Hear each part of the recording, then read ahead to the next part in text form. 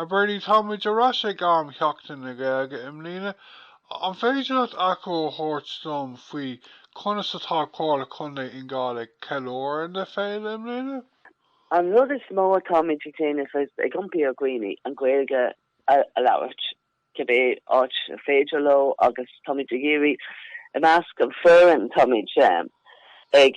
James Cléhí bheoga agus bhugi mar sin ons go mai daine an Gaeilge labhairt. Agus an an síl a fresh Tommy ag Tommy Grinch loganam naka so an loganam naka Fhine Contae. Ag mar na ócáidí a mark in Gillen in Domhnach Gillen by Shoelodge Troy leis an Gaeilge and sin at Domhnach agus been to sin on been sin I think agus it's just with Fhine agus the Glouch Gaeilge ganado hele corja agus big fall and Fhine na Planty agus Fhine Ocho is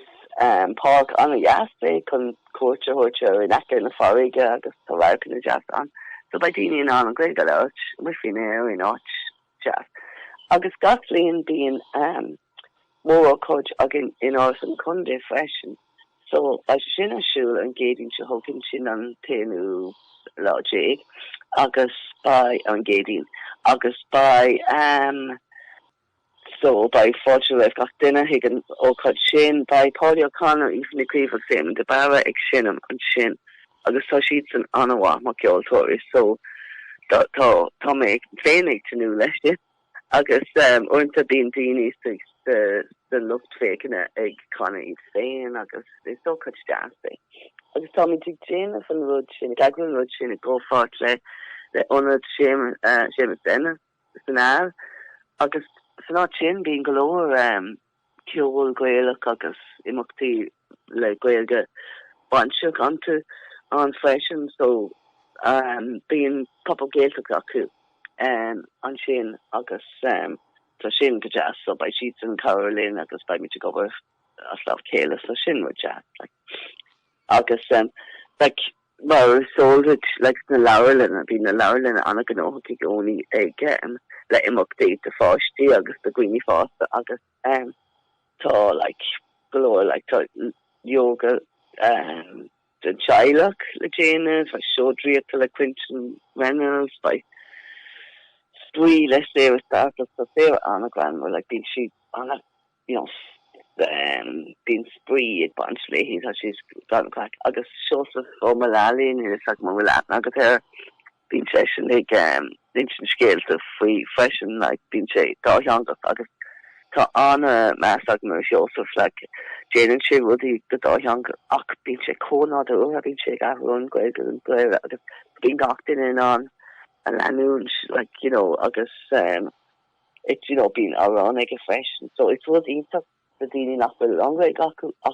full speech and on he's going to full speaking glow Greg on pieces three like up on focal on the Gallagher shin a shoe fresh and agus being galore imactia shoe the skull and a sinward of Jane and Orla Jane being imacti oscal just a skull and a fresh and a shoe like the being teach of the got in it agus he feel it got young in learning valuable gain so and what the time to galore shoes so just kind of all amount caught the tall shoe galore so it's said that dollar Fhine Gall Bunkai Sheachtain na Gaeilge 2026 so Shinnon Road Shinnon Nosk Conan told us galore all in an arch okay but like even with the shin being galore car loose the Conde like to being long dini to canter like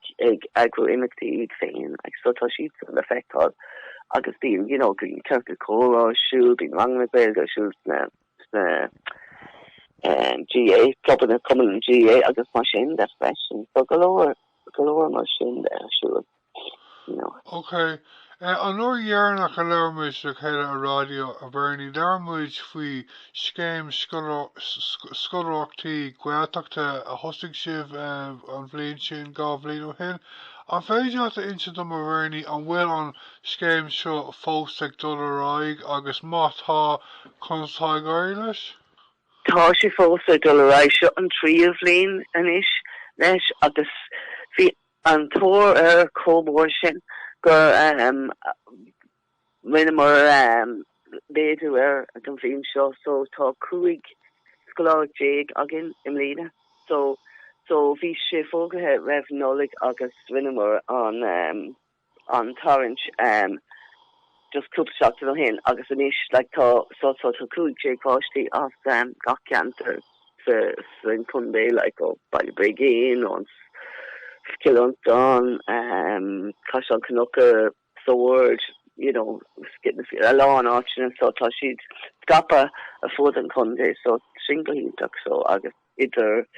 Darlín don daoine sa cúpla bliain mar sin de so bhí antóir like bhí Domhnach Bat Iortish Donabate so sin tá sé similar go bhfuil a méid sin an daoine ón Cundé ag dulgadtí an Gaeilge because ní féidir a duliste chuisteach ar an scoláig sin mana bhfuil tú chláirthe hena féin ar cuasa sa Gaeilge so is dócha go bhfuil agus an daoine ón Cundé ag dulgadtí an Gaeilge agus is rudí fanné so tá daoine an sásta tá cúpla daoine a faoi an scoláig bhí níos mó napáiste bháin ag dulgadtí an Gaeilge so tá bhí siad pósásta go mid an cabhar fiog a hort. Níl an cuaig céad I gceist, níl an costa bomláin I gceist,